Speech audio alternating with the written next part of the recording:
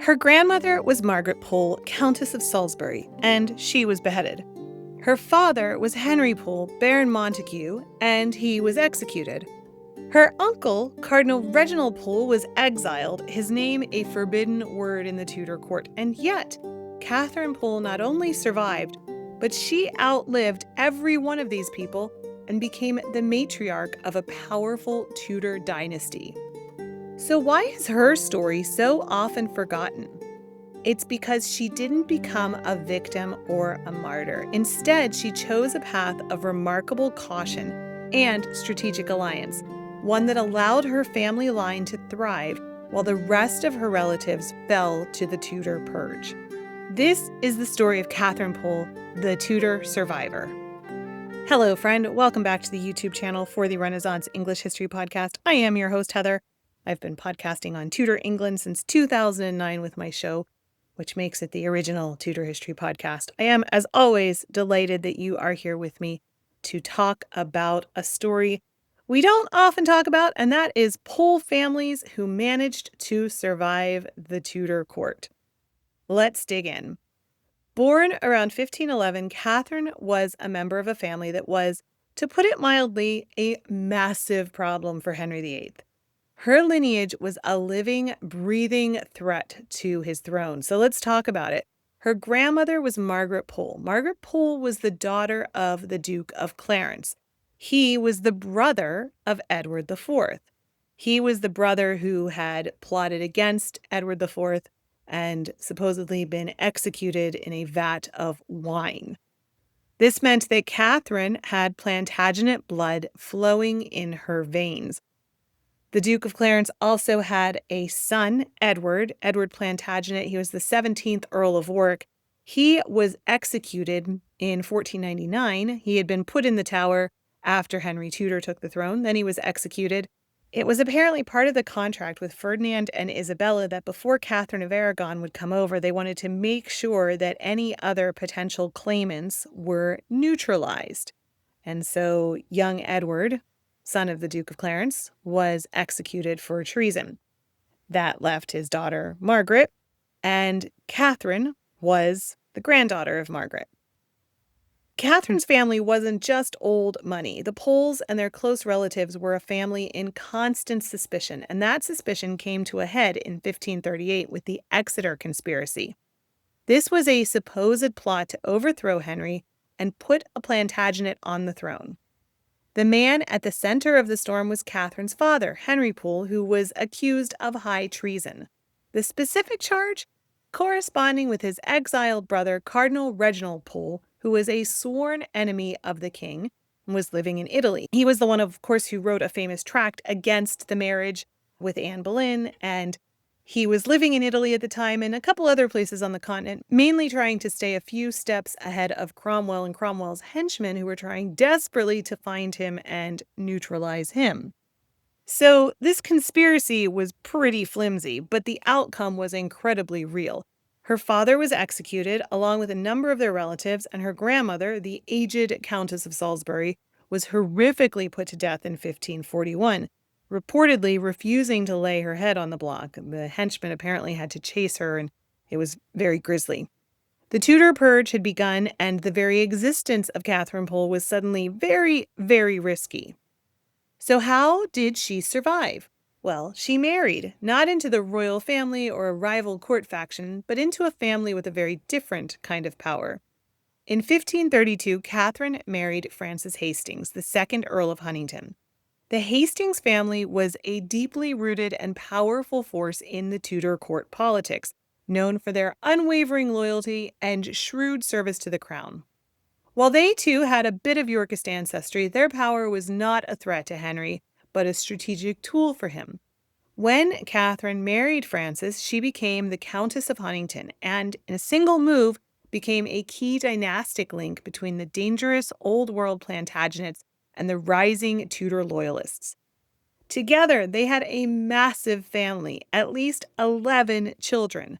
These weren't just a bunch of kids, they were a collection of politically important pawns. Her eldest son, Henry, became the third Earl of Huntingdon and would later be considered a possible Protestant heir to Elizabeth I. Now, a note on where he got that claim. It wasn't about legal seniority or anything like that, but he was a staunch and prominent Puritan nobleman, and as Elizabeth's reign progressed, her potential heirs were either Catholic, like Mary Queen of Scots, or had other issues. For the growing number of Protestants who feared a Catholic restoration, Henry's royal blood coming from his mother, combined with the committed Protestantism, made him a compelling and potentially really safe choice. He became a kind of rallying point for those who wanted to secure a Protestant succession. Her daughters married into some of the most prominent families in England, including the Clintons and the Somersets. Through this marriage and her children, Katherine Pole didn't just survive, she built a new, powerful dynasty from the ashes of her old one. And this is where her story becomes truly remarkable. While she was building this new life, the world around her was falling apart. In 1539, her father was executed. In 1541, her grandmother was killed. Her cousins, too, were being purged. Yet throughout this reign of terror, Catherine remained untouched. She was in a perfect position to be arrested and put on the block, and yet she wasn't. So why the free pass? Well, it's not just luck. It was a combination of her wise marriage and her political caution. Her husband's family had power, yes, but it was the quiet, kind of loyal kind. They weren't Plantagenet rivals to the throne, they were Tudor servants, and that insulated her. This strategy held firm even when her uncle, Reginald Pole, returned to England under the Catholic Queen Mary and became Archbishop of Canterbury. You might think that this could have been Catherine's moment to rise to prominence, but it wasn't. She kept her head down, a calculated move that likely saved her life when the next Protestant monarch, Elizabeth, took the throne. She had survived the Tudor purge by basically choosing to be a ghost. Catherine outlived every one of her rivals and relatives. She lived through the reigns of Henry VIII, Edward VI, Mary I, and well into the reign of Elizabeth. She spent her later years at Ashby-de-la-Zouch Castle, the magnificent family seat of the Hastings. By the time she died on September 23, 1576, at the age of 65, she had cemented her family's position in the English nobility. Her legacy was written not in blood, but in the marriages of her children and her grandchildren, who had embedded the Hastings line deep into the ruling elite. So I mentioned her son, Henry. He actually married Catherine Dudley, who was the daughter of John Dudley, the Duke of Northumberland. So the sister of Robert Dudley and Guilford Dudley, sister-in-law to Lady Jane Grey. So this marriage had aligned him with one of the most powerful Protestant families in England and with the failed attempt to put Lady Jane Grey on the throne.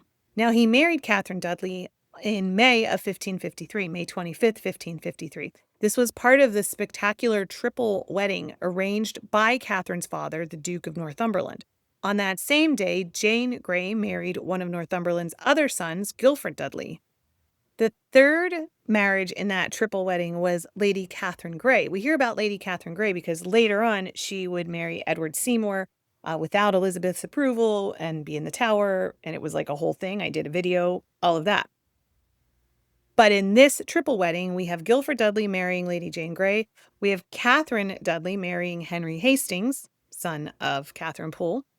And then we have Lady Catherine Grey marrying Lord Henry Herbert. Of course, that marriage didn't last long either. It was a political alliance that was annulled later on. So Henry Hastings married Catherine Dudley. He died in 1595. And while the marriage was a politically charged union with a powerful Protestant family, it didn't produce any children. He died childless in 1595. His title, the family line's claim to the throne, passed to his younger brother, George Hastings, who became the fourth Earl of Huntingdon. So that's a little bit about Catherine's children. Now, why does Catherine matter? Well, her story shows the other side of the Tudor court. It wasn't all drama and beheading. You know, we often say things like, I would never want to be anywhere near the court. I would want to be just a peasant farmer somewhere up in, I don't know, like Cheshire or something, like way far away. But it was possible to have links and survive, and she shows how you did it. Her family became martyrs and traitors in the history book, but her line endured and prospered. And, sometimes history overlooks these quiet survivors, the people who weren't in the headlines, but through their strategic alliances or calculated risks, they built the very foundations that the future generations would stand on.